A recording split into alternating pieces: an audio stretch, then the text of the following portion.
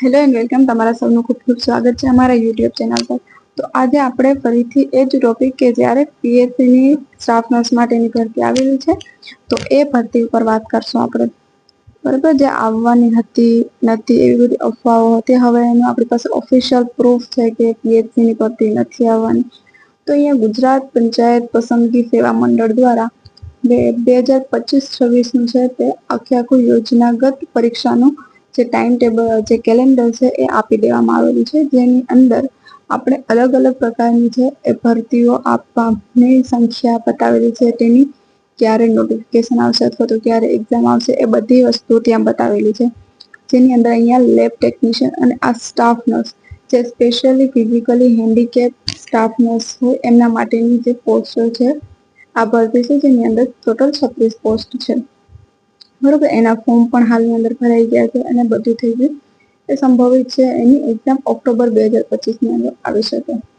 તો એના સિવાયની કોઈ પણ તમે અહીંયા વાંચેલું કે નીચેની તરફ જેટલી પણ પોસ્ટ વિશે લખેલું છે એ કોઈ પણ પોસ્ટ છે એ પીએચસી સ્ટાફ નર્સ માટેની છે નહીં.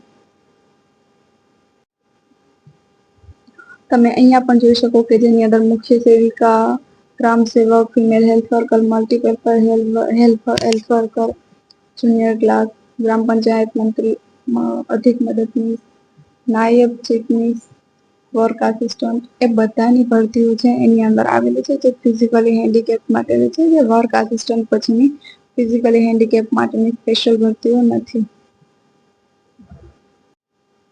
પછી અહીંયા તમે જોશો તો ટ્રેસર, બરાબર, આ 2025ની એટલી ભરતીઓ હતી કે જે ત્યારની હતી. 2026ની અંદર 25નો એન્ડ અને 26ની અંદર જે સંભવિત ભરતીઓ આવવાની સંભાવના છે એમના માટે છે. તો એની અંદર જોશો તો અધિક મદદનીશ, junior clerk, female health worker માટેની આવી શકે આવશે, multipurpose health worker, laboratory technician, junior pharmacist, ગ્રામ પંચાયત સેક્રેટરી, ગ્રામ સેવક, નાયબ ચીફનીશ, મુખ્ય સેવિકા, પશુધન નિરીક્ષક, આંકડા મદદનીશ.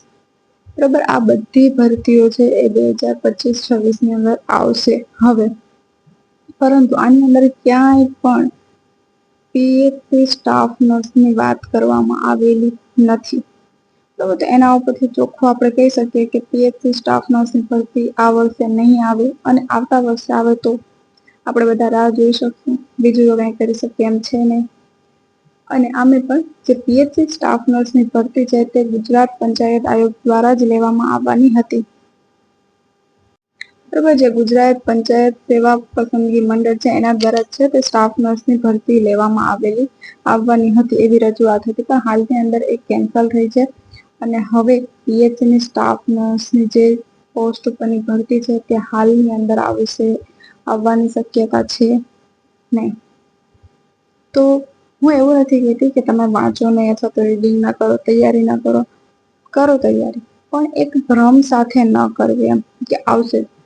હા, જેન્યુઅન વાત છે કે જે સેન્ટ્રલ ગવર્મેન્ટની નોટસેટ છે, આરઆરબી, એવી એક્ઝામો આવી શકે. નોટસેટ તો દર વર્ષે આવે છે, દર વર્ષે 2 એક્ઝામ આવે, તો એમના માટેની તૈયારી ચાલુ રાખો, વાંચો. પણ એ વાત કે પીએચસી ઉપર જ આપણે ફોકસ કરીએ અને પીએચસી માટે જ તૈયારી કરવાની છે, પીએચસી ન આવે પછી પડી ભાંગવું, બરાબર, તો એ કોઈ વેલિડ વસ્તુ નથી. તો તમે તૈયારી કરો, ખૂબ મહેનત કરો, તમારી તૈયારી માટે બેસ્ટ ઓફ લક મારા તરફથી.